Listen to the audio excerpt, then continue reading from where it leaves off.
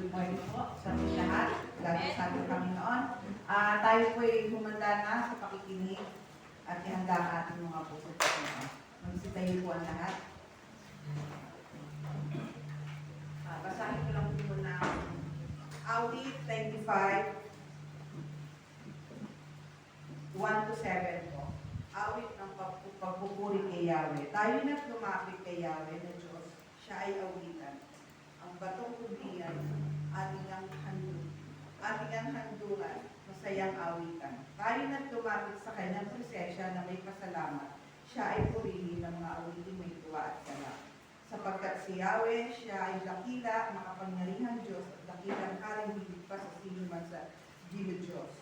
Nasa kanyang palad ang buong daigdig, pati ang kalaliman. kalaliman. Ang lahat ay kanyang maging ang mga mataas nating kabundukan. 5. Kanya rin ang dagat at pati ang lupa na kanyang nilalang. Tayo na't lumapit sa kanya'y sumamba at magbigay galang. Lumuhod sa harap ni Yahweh na siya sa ating may lalang. Siya ang ating Diyos at tayo ang bayan sa kanyang pastulan, mga tupang kanyang inaalagaan. At ngayon, kanyang salita ay ating pakinggan. Salamat po sa salita ng Diyos. Tayo po'y manalangin. Yes, Lord. Hallelujah, O God. Diyos namin makapangyarihan sa lahat. Panginoon, maraming salamat, O God, sa isang buong linggo na inyong pagpapala, pag-iingat sa buhay ng bawat isa. Salamat, Ama, at ikaw ang aming, kayo ang naging aming Ama, Panginoon, na siya nagbibigay ng habag sa araw-araw namin.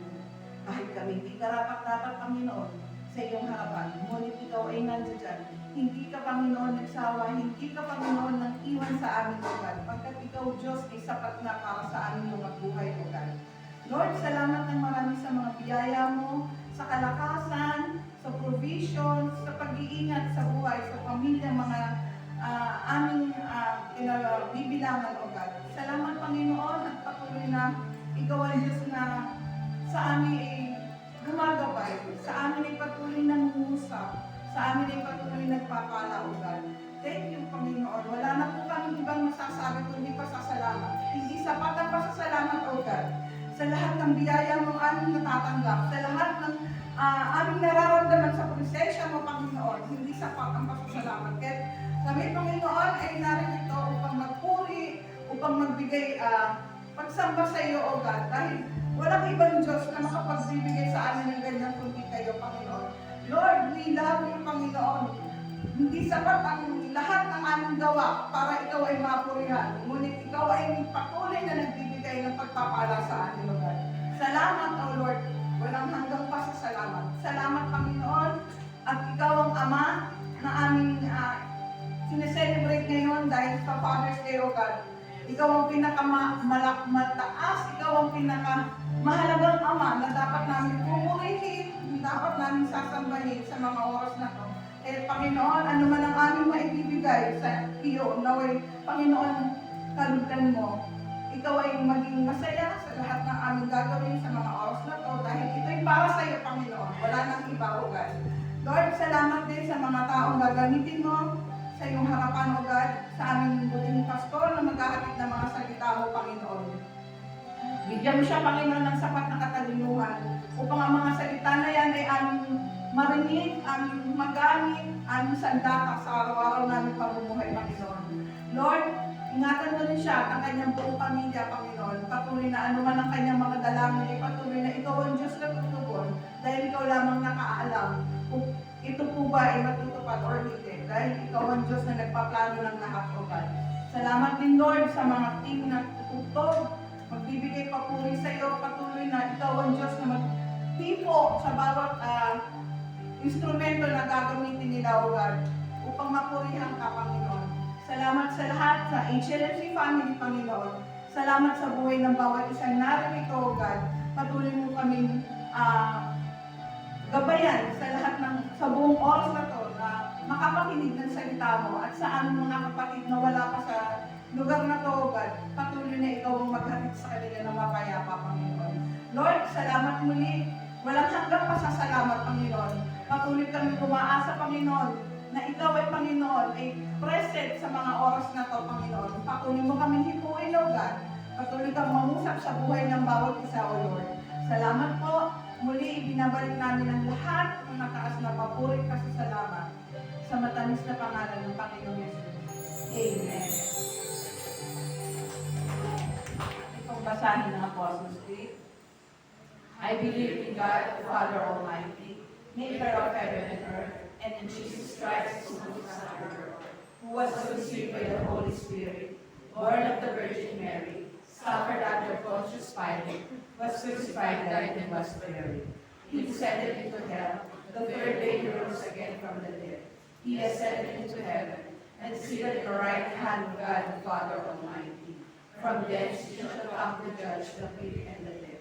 I believe in the Holy Spirit, the holy universal church, the communion of saints, the forgiveness of sins, the resurrection of the body, and the life everlasting.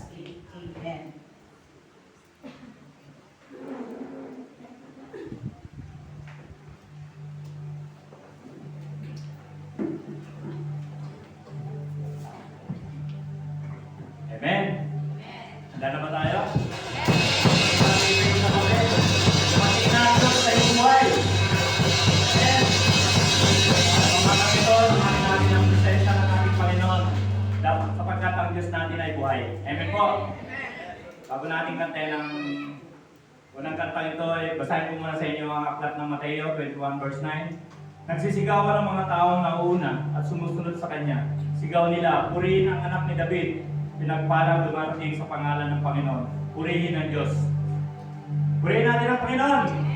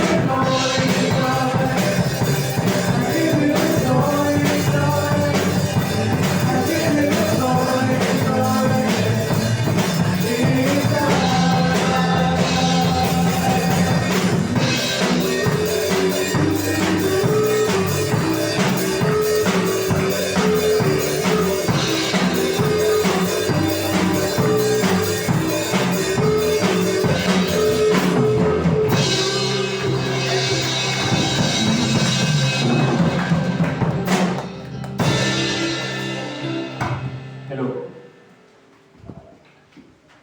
Bago natin kantahin ito, na sinuro ng ating Panginoong Isus na dasal, dapat natin alalahanin na hindi po tayo estranghero. Alalahanin natin na tayo'y tinawag ng Diyos bilang anak niya. Sapagkat siya ay hari, siya ang tagapagligtas, siya ang lahat-lahat, sa kanya lahat galing. Kaya ito natin ang kantang ito bilang parangal sa kanya. Kantayin natin ng buong puso at buong kaluluwa. Amen po? Amen.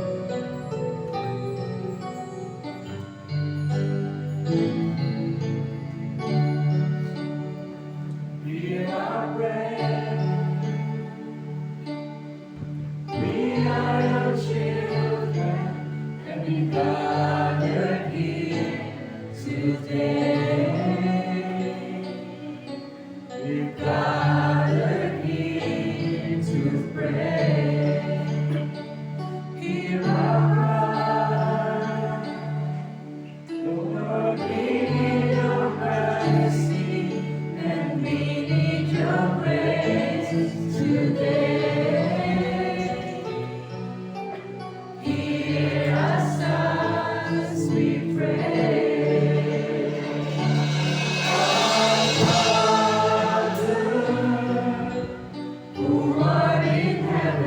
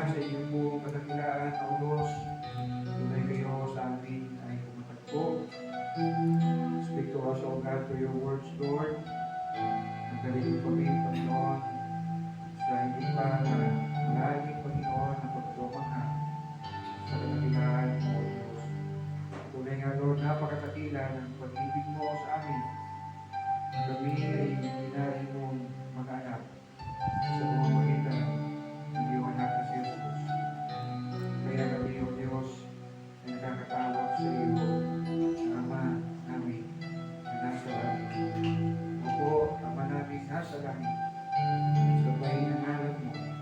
Kapilahin ka, O Diyos. Mangyari ang iyong kalooban dito sa lupa, gaya na sa langit. Salamat po tayo sa marami. Kayo, O Diyos, sa magpala sa lahat ng gawain. Kayo, mga pananalang. Ano po ito namin ang ilaw. Jesus, name we pray.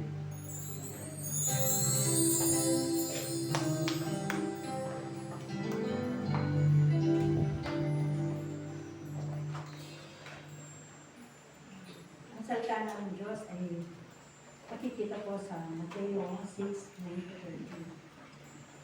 Ganito kayo mananalangin. Kung manangin na sa langit, sambahin nawa ang iyong pangalan. Dumating nawa ang iyong kaharian. Masunod nawa ang iyong kalooban dito sa lupa, tulad ng nasa langit. Bigyan mo kami ng aming pagkain sa araw-araw. At patawarin mo kami sa aming mga kasalanan, tulad ng pagpapatawad namin sa mga nagkakasala sa amin.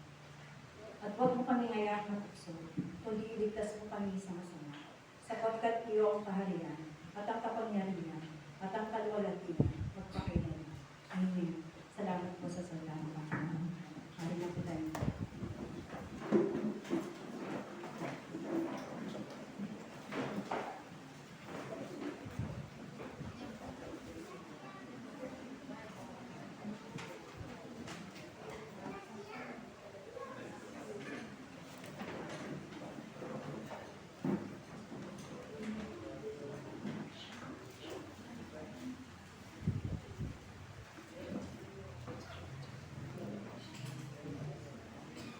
Praise the Lord. Ay po ay nagpapatuloy po. Meron na lamang po tayo itong Sundays. Kasama na po ngayon ng break. Para sa tema nating Family Matters. Now, this message po, na namin po ibahagi sa inyo, ay pinamagatan ko pong Our Father. Our Father. At yes, ito pong talata na ating pagpupulay-pulayan ay panalangin na tinuro ng Panginoong Jesus sa kanyang mga alagad. And you may wonder, no? Bakit sila nagpaturo ng paano manalangin? Hindi nga ba sila marunong manalangin?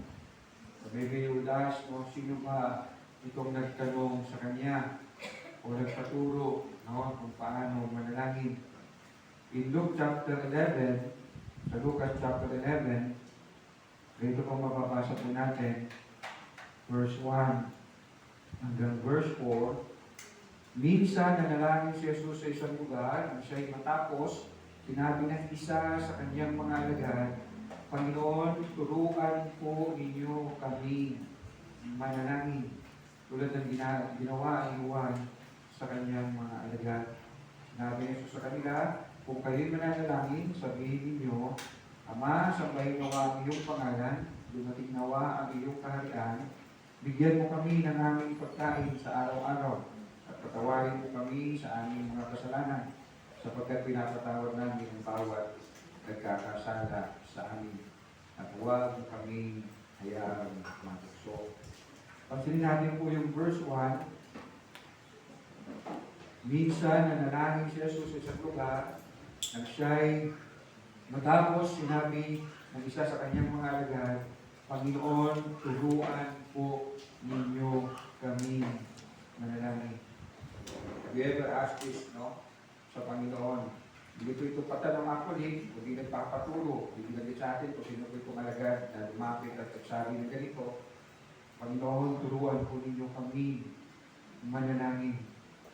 Hindi po niyo sinabi kung ano ang aming idadalangin, kundi paano manalangin. Matthew chapter 5, to 7, ay known as the Sermon on the Mount. At ito nga, binanggit ng Panginoon ang mas kilalang the Lord's Prayer o yung Our Father. At nagbanggit po siya ng ilang pong mga kapahayagan na may kaugnayan no, sa pananalangin. Next slide, verse 5 to verse 8. Kapag nanalangin kayo, huwag kayong tumulad sa mga mapagkunwari. Mahilig silang manalangin nakatayo sa mga sinagoga at sa mga kanto upang makita ng mga tao. Tandaan ninyo, tinanggap na nila ang kanilang gantimpala.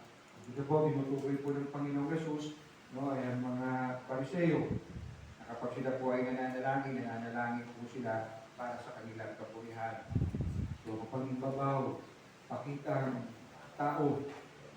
And here we can see na ang pananalangin po ay hindi po para sa atin, no, na ma-level tayong religious, no, na ma-level tayong mapanalangin o mapapurihan tayong tao, kundi ang pananalangin ay sa layunin na mapapurihan ang Diyos. Think about your prayer life. Kapag tayo ba'y nananalangin, ang pinakalayunin natin ay para maparangalan ng Panginoon o mailatag natin ang gusto natin hingin sa Panginoon. Verse 6, next slide. Ngunit kapag nanalangin ka, pumasok ka sa iyong silid at isara mo ang pinto, saka ka manalangin sa iyong Ama na hindi mo nakikita. At ang iyong Ama na nakakita, na ginagawa mo ng lihim, ang siyang magbibigay sa iyo ng gantimpala. Huwag naman po natin isipin na kaya ayokong mag-open prayer sa congregation, ayoko pumunta sa prayer meeting kasi makikita ako. Gusto ko yung hindi ako nakikita yung naman. Hindi po yun ang konteksto po yan. No? Ang konteksto po yan, no? Yung mga Pariseo, manalangin sila, pakita tao, ibabaw. Okay? And then sa verse 7, next slide, sa panalangin ninyo, huwag kayong gagamit ng maraming salitang walang kabuluhan, gaya ng ginagawa ng mga hindi. Ang akala nila ipapakinggan sila ng Diyos dahil sa haba ng kanilang sinasabi. Huwag ninyo silang tutularan. Alam na ng inyong Ama na nasa langit ang inyong kailangan bago pa ninyo ito hingin sa Kanya. So kung sa verse 5, ang tinutukoy po niya ay mga Pariseo na kung manalangin ay paigbabaw lamang, sa verse 7 naman ay tinutukoy niya yung mga nananalangin nung na ginagaya ang mga hindi o hindi mga mananampalataya na kung manalangin sila sa kanilang Diyos-Diyosan ay mahaba at paulit-ulit. Sa New Living Translations, ganito po ang magkasali. When you pray, don't babble on and on as the Gentiles do. They think their prayers are answered merely by repeating their words again and again. Dito po sa New Living Translation, nabanggit po yung repeating the words again and again. Sa Greek Bible po, ang ginamit po, binanggit po ang salitang batologeo, na yung batos ay petitions and yung logos ay word. So paulit-ulit na sinabi, nasambit the same words. At hindi nga ganun po ang manalangin po ang mga Gentiles. Halimbawa, kung maalala po ninyo, yung 450 prophets ni Baal. Tumatawag sila kay Baal, no? Ang Baal, pakinggan mo kami. Ang sabi ng banal na kasulatan sa 1 Kings 18, kung tama pagkakaalala ko, sa buong kalahating araw, sumisigaw sila, paulit-ulit, Baal, pakinggan mo kami. Baal, pakinggan mo kami. Sa New Testament, next slides, sa Book of Acts, verse 34, ito ang mababasa natin, subalit nang makilala nilang sila'y isang Hudyo, sabay-sabay silang sumisigaw sa loob ng 2 oras. Imagine that, for 2 hours. Ano pong sumisigaw nila? Nang paulit-ulit. Dakila si Artemis ng mga taga-Efeso. So this is how the Gentiles pray, no, sa kanilang Diyos-Diyosan. Again, imagine, for 2 hours, same word, dakila si Artemis ng mga taga-Efeso. Dakila si Artemis ng mga taga-Efeso.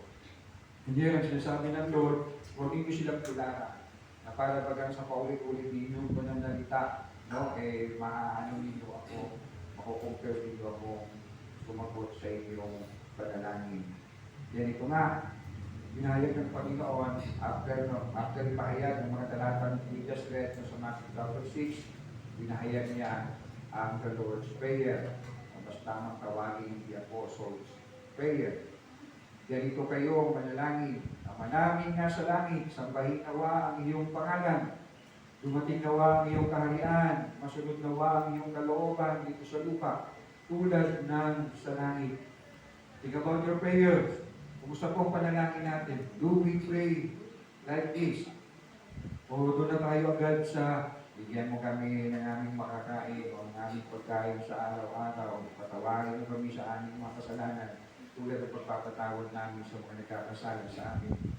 At huwag mo kaming hayaang matukso, kundi ligtas mo kami sa masama. Sapagkat sa iyo ang kaharian at ang kapangyarihan at ang kalwalatian at pagkayaman. Now, I just want to focus po sa verse 9. Sa verse 9. Ama naming nasa langit. Ama naming nasa langit. Sa Old Testament, we can read na ilang pagkakataon lamang na tinawag ang Diyos na Ama. Kung tama ang AI, sabi ng AI ay 20 verses lamang sa Lumang Tipan, sa Old Testament. Pagdating naman sa New Testament, na mas maiksi ang New Testament, as we know, 27 chapters lang, ang Old Testament ay 39 at mas mahaba pa ang mga books, ay inulit o tinawag ang Diyos na Ama 150 times. Again, considering na mas maiksi ang New Testament. Let me read some sa Lumang Tipan, tatlo or apat lang ito. Kita natin na binanggit po o tinawag po ang Diyos na Ama. Next slide. Deuteronomy chapter 32 verse 6. 32 verse 6. O mga magmang at kanal na tao, ganyan ba suklian ang kabutihan sa inyo ni Yahweh na inyong Ama? And then sa awit 103. Next slide. Awit 103. Kung paano nahahabag ang Ama sa anak niya, gayon siya nahahabag sa may takot sa kanya. Isaiah 63 verse 16. Kung walang nagawa sa amin si Jacob at Abraham, ikaw lamang Yahweh ang aming pag-asa at amang aasahan. Tanging ikaw lamang ang nagliligtas ng aming buhay. Next chapter 64, next slide, verse 8. Gayon man, O Yahweh, ikaw pa rin ang aming Ama. Kami ang putik at ikaw ang magpapalayo. Ikaw ang sa aming bumubo. And lastly, sa Malakay chapter 1. Malakay chapter 1, verse 6. Next slide. Pinagsabihan ni Yahweh ng makapangyarihan sa lahat ang mga paring lumalampastangan sa kanyang pangalan. Pinaparangalan ng anak ang kanyang ama at ng alipin ng kanyang Panginoon. Kung ako ay inyong ama, kung ako ay inyong ama, bakit hindi niyo ako ginagalang? Kung ako ang inyong Panginoon, tapusin ko na lang, bakit hindi niyo ako pinaparangalan? Nilalapastangan ninyo ako at pagkatapos ay tatanong pa ninyo sa anong paraan namin kayo nilalapastangan. Commonly po sa prayer o pagtawag nila sa Diyos sa Old Testament, makita natin ang pinaka-common na ginagamit ay Yahweh. O Yahweh, Diyos ng Israel. Hindi na po ko babasa ng ilang mga talata dahil medyo mahaba pa ang aking pong babahagi. Now, pagdating po sa New Testament, commonly ginagamit po ay O Diyos, Panginoon. At yes, here sa ating pong text, bago po binanggit ang Panginoon, dito kayo manalangin, Ama namin nasa langit. From chapter 5 and chapter 6, mapapasa natin ng ilang pagkakataon na winikan ng Panginoon mga salitang, ang inyong Ama na nasa langit. Ang inyong Ama na nasa langit. Next slide, chapter 5, verse 16. Chapter 5, verse 16, gayon din naman, dapat inyong paliwanagin ang inyong ilaw sa harap ng mga tao upang makita nila ang inyong mabubuting gawa at papurihan ang inyong Ama na nasa langit. And then sa chapter 5, next slide, verse 48, kaya maging ganap kayo gaya ng inyong Ama na nasa langit. Next slide, chapter 6, verse 1. Pag-ingatan ninyong hindi pakitang tao ang pagtupad ninyo sa inyong mga tungkulin sa Diyos. Kapag ganyan ang ginagawa ninyo, wala kayong matatamong gantimpala buhat sa inyong Ama na nasa langit. And then pagdating ng verse 9, ganito kayo manalangin, Ama namin nasa langit. Sa bigay 2 puntos lamang po, again, sa phrase na ito, Ama namin nasa langit. Una po, next slide, ang Diyos Ama natin, no, the paternity o ang pag-ibig o ang pagka-ama ng Diyos. Ama namin. Our Father. Again, the paternity o ang pag-ibig o ang pagka-ama ng Diyos. At yes, ang Diyos po ay Ama. At yes, hindi po siya Ama sa lahat, kundi sa lahat lamang na sumasampalataya sa Panginoong Jesus. May amen? Amen. Yes, hindi lahat ng tao, lahat ng sinilang sa mundo ito ay inaring anak ng Diyos. Hindi yun lamang po mga sumampalataya sa Kanya. Sumampalataya sa Panginoong Jesus. In fact, sa John chapter 8, next slide, at ang kausap po ng Panginoong Jesus po dito ay mga Pariseo. And imagine, yourself, kung ikaw ang nasabihan ng ganitong mga salita, coming from the Lord Jesus Christ. Huwag natin nakakalain na ang lahat ng bibitawan ng Panginoong Jesus na kanyang bibig ay magaganda lamang sa pagdinig natin. John chapter 8, nag-read simula verse 40. Sinabi ko lang ang katotohanan narinig ko mula sa Diyos, ngunit pinagsisikapan ninyo ako'y patayin. Hindi ganoon ang ginawa ni Abraham. Ang ginagawa niyo tulad ng ginagawa ng inyong ama. Sumagot sila, hindi kami mga anak sa labas, isa ang aming ama, ang Diyos. So they were claiming that ang Diyos ang kanilang ama. Tingnan niyo mo na ito ng Panginoon. Verse 42, sinabi ni Jesus, kung talagang ang Diyos ang inyong ama, iniibig sana ninyo ako, sapagkat sa Diyos ako nanggaling. Hindi ako naparito sa sarili kong kagustuhan, kundi sinugo niya ako. Bakit di ninyo maunawaan ang sinasabi ko? Hindi ba ito'y dahil sa ayaw ninyong tanggapin ang itinuturo ko? Verse 44, ang Diablo ang inyong ama. Imagine that. Mula sa bibig ng Panginoong Jesus. Ito na may maraming tao. They are thinking na lahat ng sasabihin ng Panginoon ay all good. Ang Diablo ang inyong ama. At ang gusto ninyong gawin ay kung ano ang gusto niya. Again, remember ako. I told you many times, kung ako sasabihin ng Panginoon, lumayo ka sa akin, Charles, hindi kita nakikilala, ikaw mapagawa ng masama, hindi na ako makiksasalita. Kasi sigurado ako tama ang sinabi niya. So here, sinabi niya sa mga Pariseo ito, in the rest, ng Diablo, inyong ama, pero pupunta pa rin po sila, siguro at nababasahin nyo ng patuloy. Pero again, hindi po nagpakaratan ng Panginoong Jesus dito sapagkat siya'y katotohanan, so kanyang sasabihin, ipawan, katotohanan lamang. Ang Diablo inyong ama at ang gusto niyang inyong gawin ay kung ano ang gusto niya. So simula pa lang ay mga matay tao na siya, hindi siya pumalig sa katotohanan kailanman sapagkat walang uwang sa kanyang katotohanan. Kapag nagsasalita siya ng kasinungalingan, nagsasalita siya ayon sa kanyang kalikasan sapagkat siya sinungaling at siya ang ama ng kasinungalingan. Next slide, 1 John chapter 3, verse 10. Dito natin makikilala kung sino ang mga anak ng Diyos at kung sino ang mga anak ng Diablo. Ang sino mang hindi gumagawa ng ayon sa kalooban ng Diyos at hindi umiibig sa kanyang kapatid ay hindi anak ng Diyos. Napakalinaw po yan. Plain and simple, naliwanag ka sa sikat ng araw, ay will identify na yung tao na yun ay anak ng Diyos kung siya ay sumusunod sa kalooban ng Diyos. So, think about ang mga tao sa sanlibutan. People claiming that they are atheists. Ang tao sa kanila ng Bible, anak sila ng Diablo.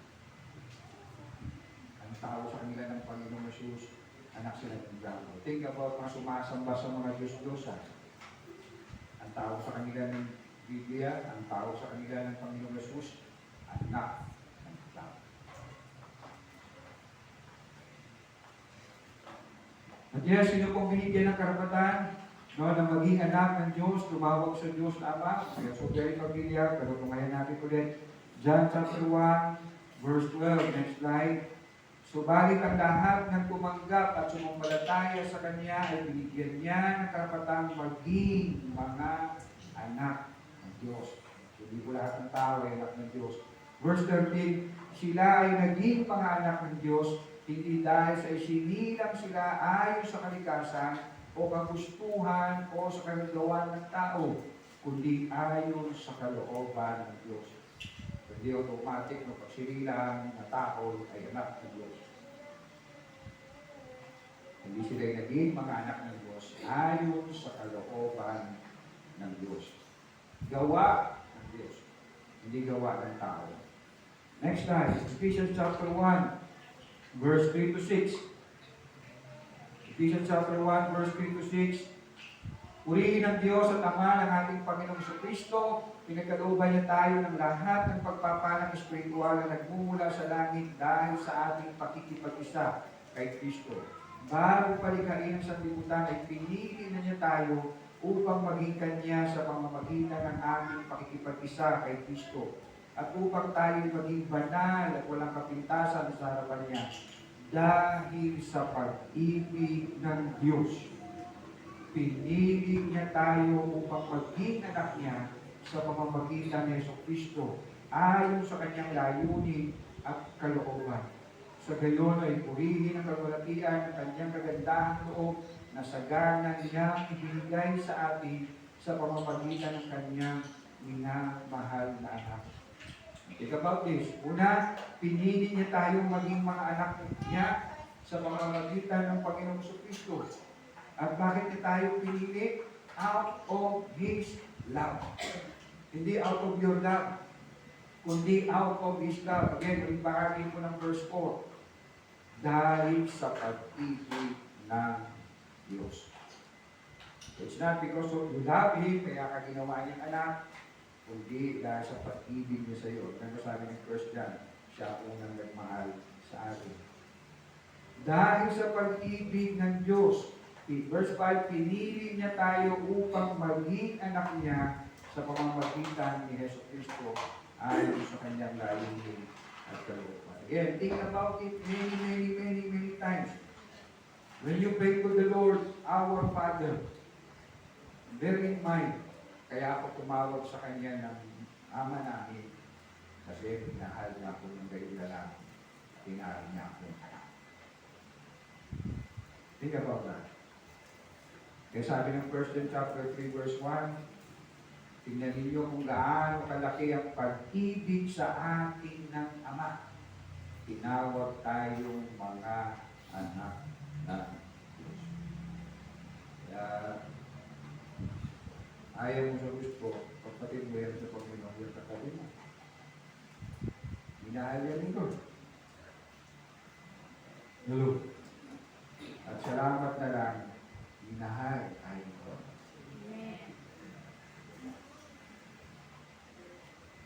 Anong layunin at kalooban ng Diyos sa pagpili po sa atin na maging mga anak ng Diyos? Again, balikan niyo po yung verse 6.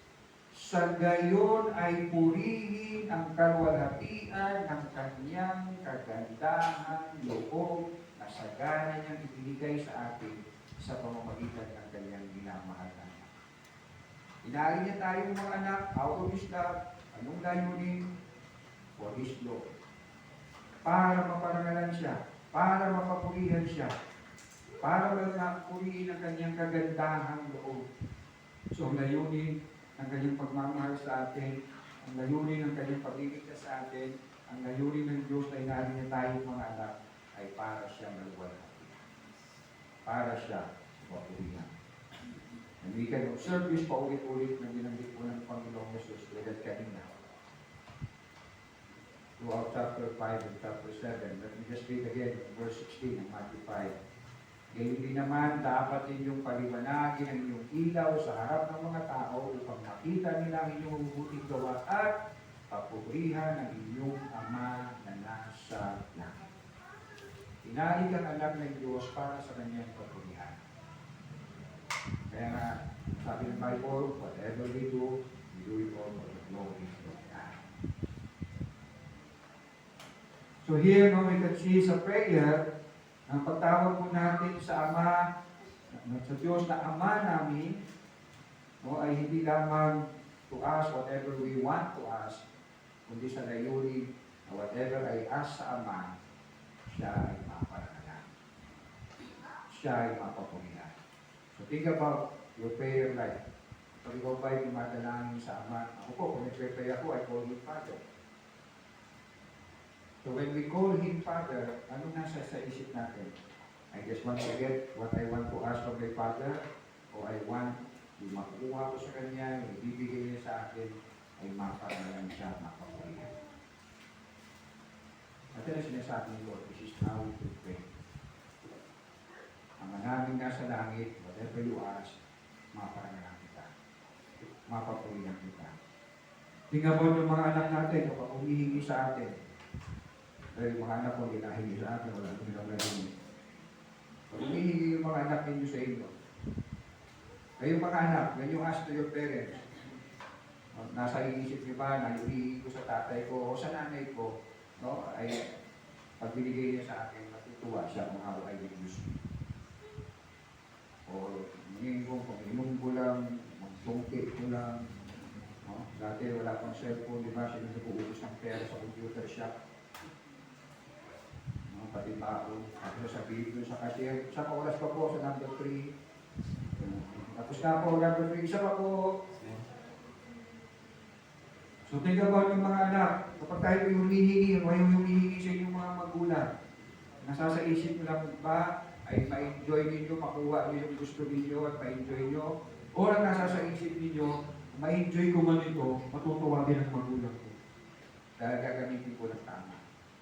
Gagamitin ko ayon sa kanyang kalukuhan. And this is the Lord's Prayer. Ganito kayong manalangin, ang manalangin nasa langit.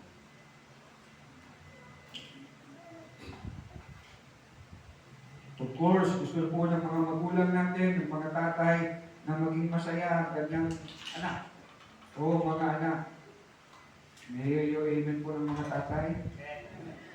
Mula sa bibig po ng Panginoong Jesus. Next slide. Matthew chapter 7, verse 9 and 10. Bibigyan ba ninyo ng bato ang inyong anak kapag siya humihingi ng tinapay? Bibigyan ba ninyo siya ng ahas kapag siya humihingi ng isda? Pagkilala po ang Panginoong Jesus sa kabutihan ng Ama sa kanyang anak o kanyang mga anak. Of course, gusto ng mga tatay, ng mga magulang na matugunan ng pangangailangan ng kanyang anak. At makikita natin yan, napakaraming tatay na talagang kahit marino, matugunan ng pangangailangan ng kanilang mga anak. And of course, how much more we, tayong mga tatay, ng mga Kristiyano, how much more ng ating ninanais ng sikap na matugunan ang pangangailangan ng ating pamilya, ng ating anak. At yes, how much more your Father in heaven. Verse 11, Matthew chapter 7, next slide. Kung kayong masasama ay marunong magbigay ng mabubuting bagay sa inyong mga anak, gaano pa kaya ang inyong Ama na nasa langit? Again, yung Ama na nasa langit. Bibigyan niya ng mabubuting bagay ang sino man humihiling sa Kanya. Many times, sinasabi ko sa inyo, isa sa testimony ko, very significant sa akin ang 7-Eleven. But because of Siopaw, no? Hindi ito yung talatang naalala ko when I was struggling to believe. And I asked the Lord, bakit nangyari ito? No? Kunin mo na si CJ. No? Pero bakit wala akong maalala at itong pinaalala sa akin ng Panginoon, Matthew 7:11. Kung kayong masasama ay marunong magbigay ng mabubuting bagay sa inyong mga anak, gaano pa kaya ang inyong Ama na nasa langit? Listen, don't ever think na mas mabuti ka sa Diyos. Are you amen? You're deceiving yourself. Never it will happen. Of course, no never think ang Diyos ay kasama. Remember, the chief end of man is to glorify God and enjoy Him forever. Yan ang gusto ng Diyos. Na maluwalhati natin siya at ma-enjoy natin siya. Hello. Bago tayo matulad po sa panganay doon sa parable of the prodigal son. Nag-read to you sa Luke chapter 15. Dumating po yung bunso niyang kapatid. At as we know the story, nagpahanda ang ama. Nung naging response ng panganay, siya ay nagalit. Let me read Luke chapter 15, verse 28. Nagalit ang panganay at ayaw niyang pumasok sa bahay. Pinuntahan siya ng kanyang ama at pinakiusapan. Ngunit sumagot siya, pinaglikuran mo kayo sa loob ng maraming taon at kailan may hindi ko kayo sinuway. Ngunit ni minsan, hindi ninyo ako binigyan ng kahit isang maliit na kambing para magkasiyahan kami ng ating mga kaibigan. Verse 13, subalit nang dumating ang anak ninyong ito, na lumustay ng inyong kayamanan sa masasamang babae, ipinapatay pa ninyo siya ng pinatabang guya. Ngunit po sagot ng ama. Sumagot ang ama, anak, lagi kitang kapiling at ang lahat ng aking ari-arian ay sa iyo. Hello? Anak ka ng Diyos. May kayo amen? Enjoy your Father in heaven. Enjoy Him. Kung kaming mga tatay, pag nakikita namin ang aming mga anak na naghihirap, hindi natutuunan at least ang kanilang pangangailangan, nasasaktan kami. Dahil sa puso namin sa aming mga anak, dahil sa aming pagmamahal sa aming mga anak. Sabi ni Jesus, ano pang inyong ama na nasa langit? Hello? Think about this. Are you enjoying your God, your Father in heaven? Or burden sa iyo sumunod sa Panginoon? O killjoy ang pagsunod sa Panginoon? Pambasag ng kasiyahan ko ang paglilingkod sa Diyos, ang pagsunod sa Kanya, ang pagtitiwala sa Kanya. Kung tayo matulad sa panganay, sabi ng ama sa Kanya, anak, lagi kitang kapiling, anak kita, lahat ng akin ay sa'yo. And our Father is in heaven. Yes, ang Diyos ay Ama na nais kang pagpalain. Nais kang i-enjoy mo ang mga pagpapala buwan sa Kanya. At siya ay malugod at siya ay mapapurihan. Next slide, John chapter 14.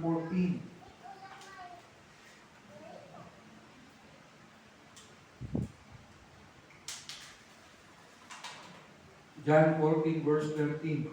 At anumang hiningin ninyo sa pangalan ko, si Jesus nagsasalita, ay gagawin ko upang luwalhatiin ang Ama sa pamamagitan ng Ama. Think about it. Ang purpose ng Lord, manalangin kayo sa Ama para siya mapupulihan, para siya maparangalan. Again, think about your prayer life. When you ask the Lord, anong pinakamotibo natin when you're asking the Lord? Ang man ang hiningin ninyo sa pangalan ko ay gagawin ko upang luwalhatiin ang Ama sa pamamagitan ng anak. Mananap. So yes, nakakatawag tayo sa Diyos ng Ama para humingi, pero humingi tayo sa layunin na maparangalan siya. Remember yung 10 ito, ang pinagaling ni Jesus? Hinanap niya yung siyang. Asan yung siyang? Isa lang nagpuri. The Lord answers our prayer for Him to be praised, for Him to be glorified.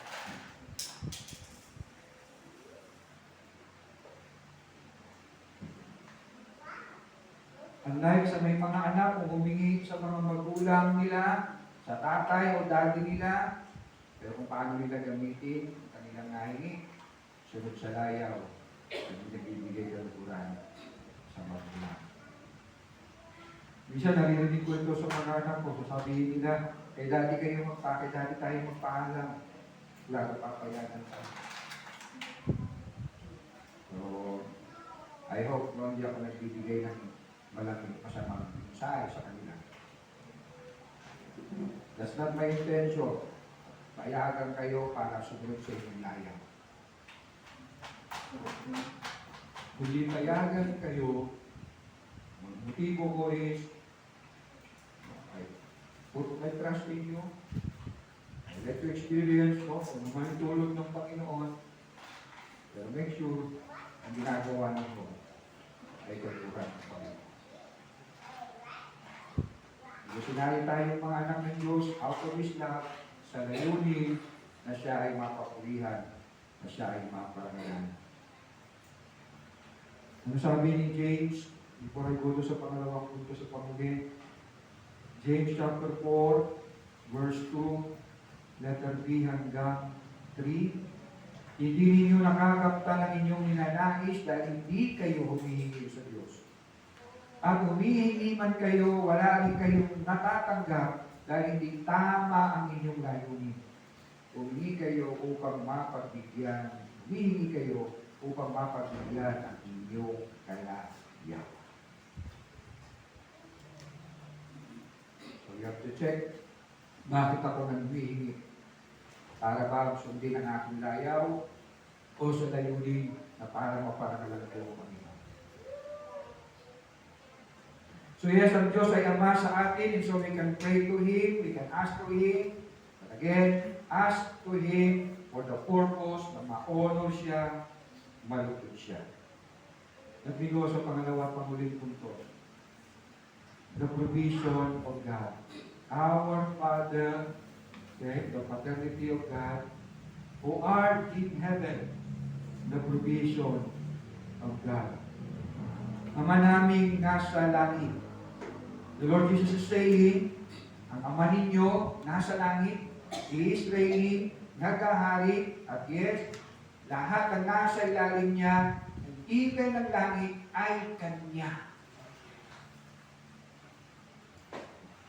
So ang provision ng Lord, as your Father, ang supply ng Lord ay hindi mauubos.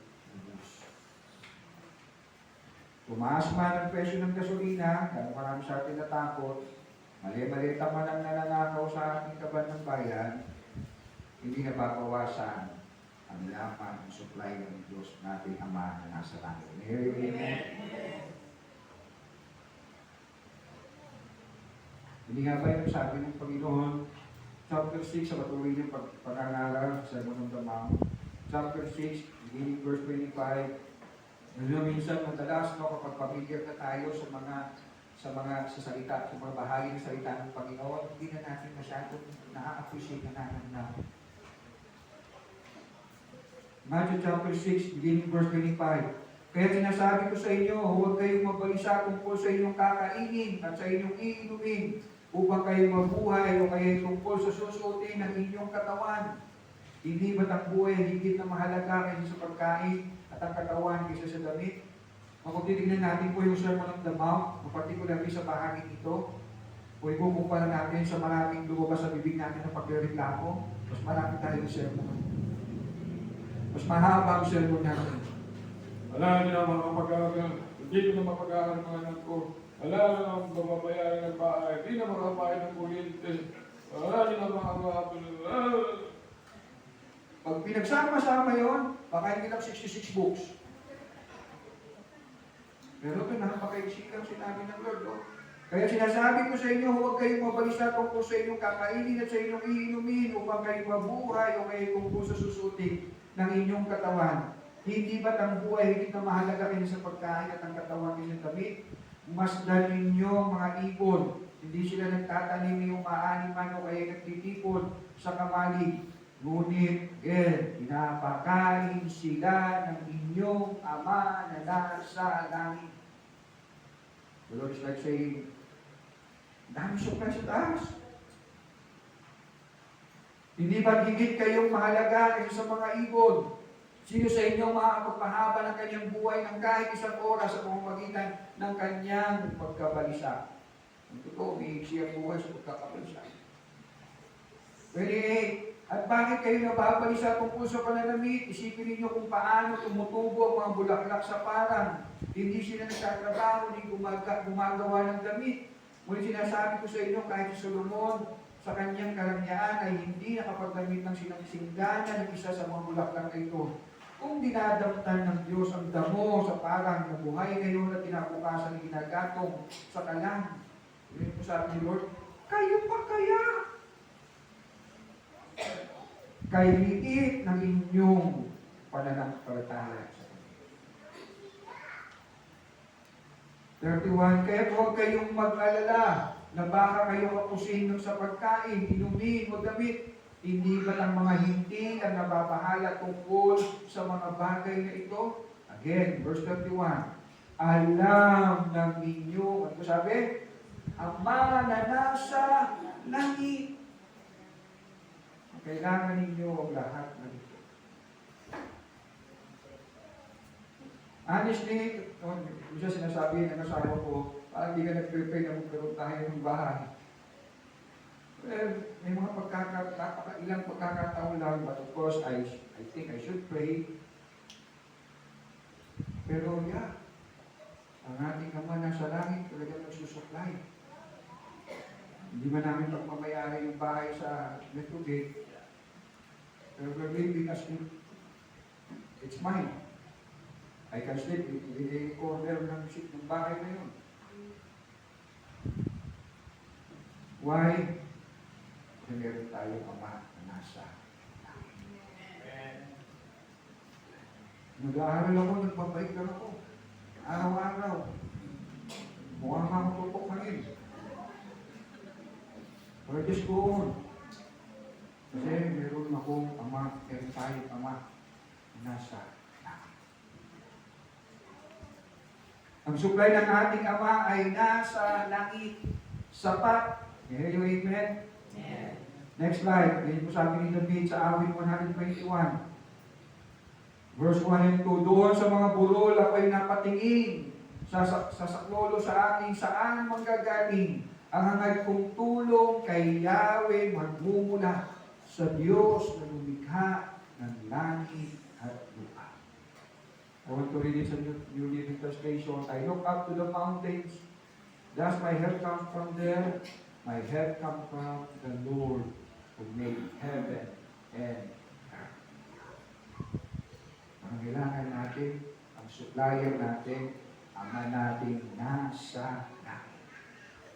We're all guilty. Many times, nagpunta tayo, nag-alala tayo, nawalan tayo ng pag-asa. Pero hindi nawawala ng supplier ng Ama natin nasa langit. Minsan lang kasi, hindi-tera tayo eh. Siguran na ako, wala pa rin akong bahay. Siguran na ako, wala pa rin akong ipon. Pero God is supplying your need. Kasi, Ama natin siyang nasa langit.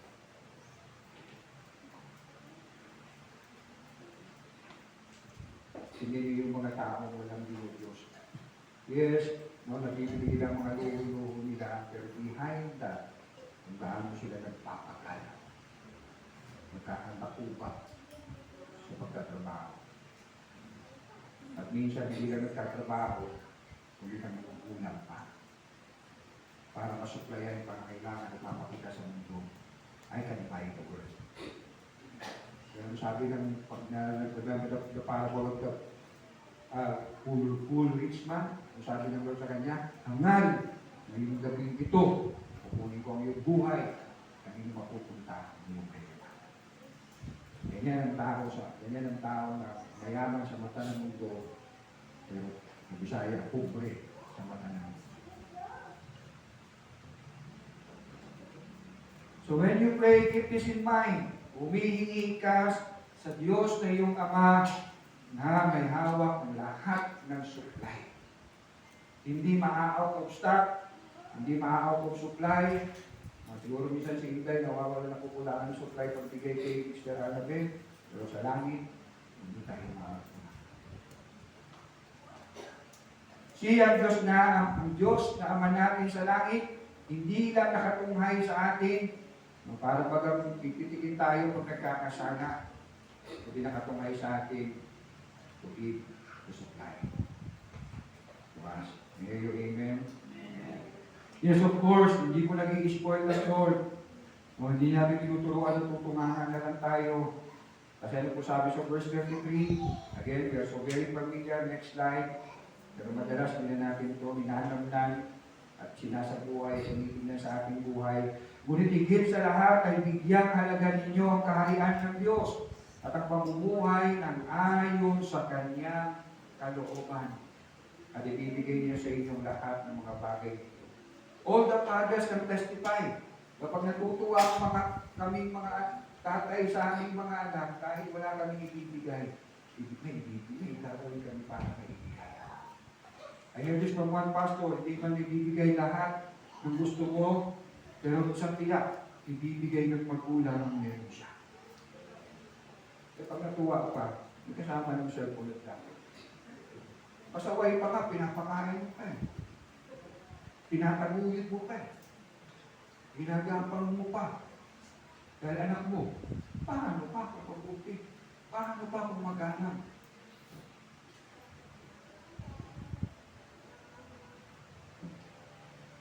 Siyang buhay ng mga anak ng Diyos sa buhay na ito ay hindi lang paghahanap buhay, hindi lang paghabol sa mga pangarap natin, gusto nating maabot. Kundi nabubuhay tayo dito para unahin gawin kalooban ng Diyos. Amen.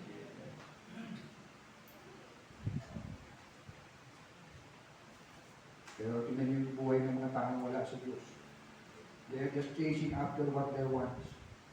Na sinabi na sa atin ng Bible, para kang humahabol sa hangin. Everything is meaningless kung wala tayo sa Panginoon. Next slide, sa Haggai, chapter 1. Let me read to you simula verse 2. Hageo, chapter 1, verse 2. Ganito ang pinapasabi ni Yahweh ng mga pangyarihan sa lahat. Sinasabi ng mga tao ito na di umano'y hindi pa napapanahon upang itayo muli ang templo. Dahil dito sa pamamagitan ni Propeta Haggai ay sinabi ni Yahweh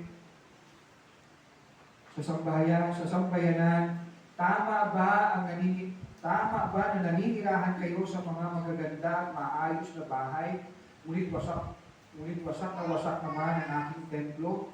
Hindi ba ninyo napapansin ang mga nangyayari sa inyo? Marami na kayong naihasik, ngunit kakaunti lamang ang inyong ani. May mga pagkain nga kayo, ngunit kakaunti naman at hindi kayo makakabusog. May alak na kayong naiinom, ngunit hindi naman sapat upang magbigay kasiyahan. May damit nga kayong naisusuot, ngunit giniginaw pa rin kayo sa taglamig. Kumikita nga ang mga manggagawa, ngunit kinukulang pa rin siya. Alam ba ninyo kung bakit ganyan ang nangyayari? Hindi ako nasisiyahan sa mga ginagawa ninyo.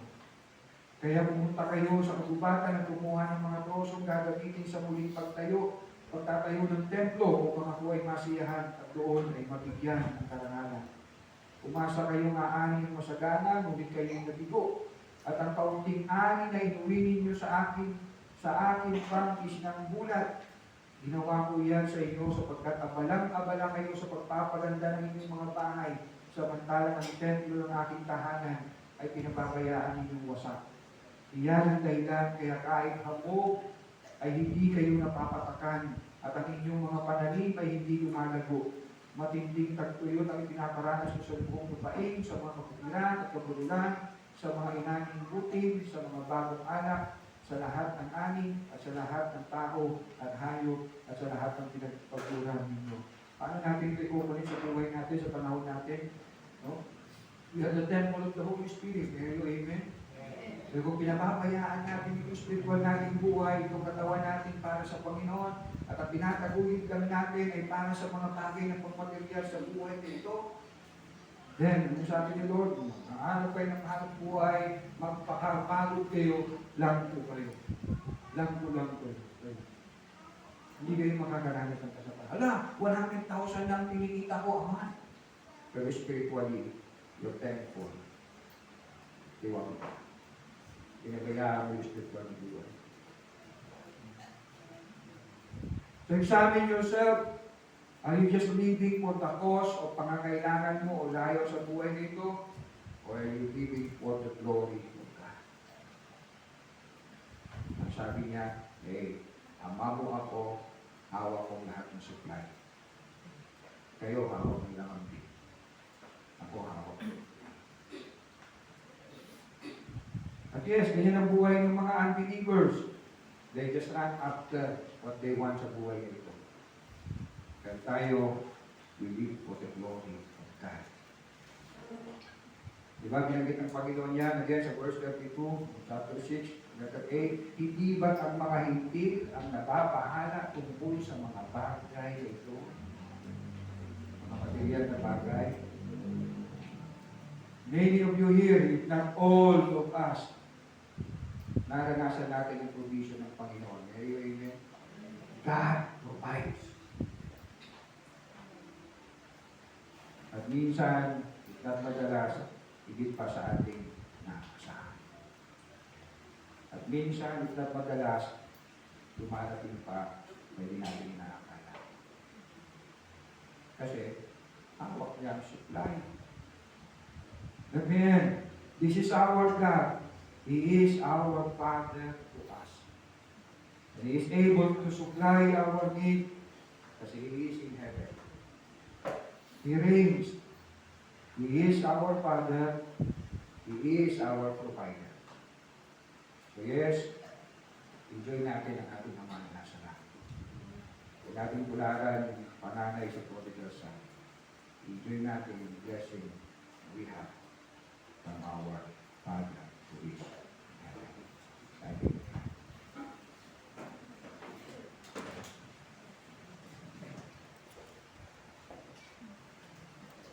Yes, Lord, tunay nga. Salamat, Panginoon.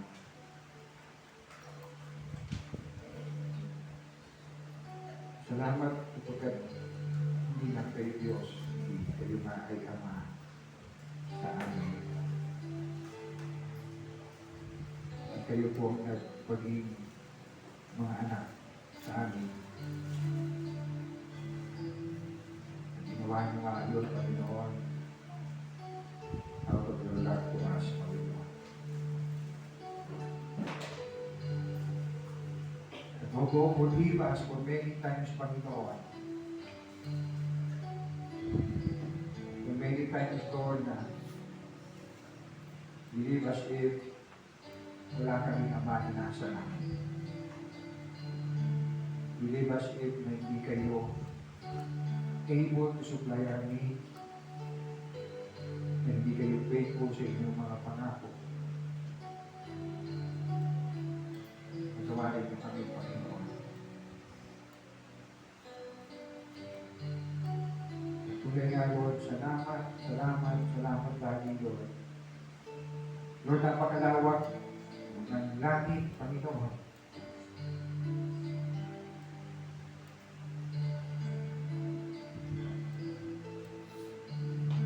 Nagpapahayag, Panginoon, ng iyong kadakilaan. Nagpapahayag, Panginoon, ng iyong kapangyarihan. At ako, Panginoon, nagpapahayag na kayo ang Ama namin na magsusupply namin pangangailangan sa araw-araw, Panginoon. Salamat po, Diyos. Ako po, bigyan kami ng tawad sa mga pagkakataon, Lord. When we ask, Panginoon, hindi namin na isasalisip. Dapat namingi kami, Panginoon, para ikaw ay matugod, para ikaw ay mapapunin namin. Forgive us, Lord. Ito po, Diyos, salamat sa iyong mga salita. nagbabalingig, Panginoon, dahil tapat kayo sa inyong mga salita at mga pangako. Salamat muli kayo Ama sa amin. And you will always be a Father to us, Panginoon. Ang Father, Panginoon, na nagmamahal sa amin, hindi lang sa panahon na kami ay spiritually malusog, masigla, hindi sa lahat ng pagkakataon, Panginoon.